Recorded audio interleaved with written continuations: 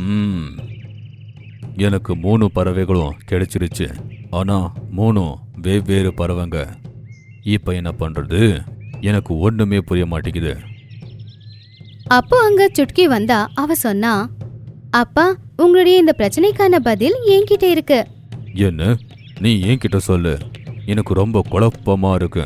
யாரை நான் தேர்ந்தெடுக்கிறது? நான் இவங்க 3 பேரையும் கல்யாணம் பண்ணிக்கிறேன். அதை கேட்டு சபையில இருந்த எல்லாருமே ஆச்சரியப்பட்டாங்க. என்ன சொல்ற சுட்கி? இன்னைக்கு வரைக்கும் அப்படி நடந்ததே இல்ல.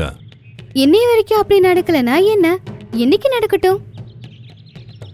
எனக்கு இவங்க 3 பேரையும் ரொம்பவும் பிடிச்சிருக்கு.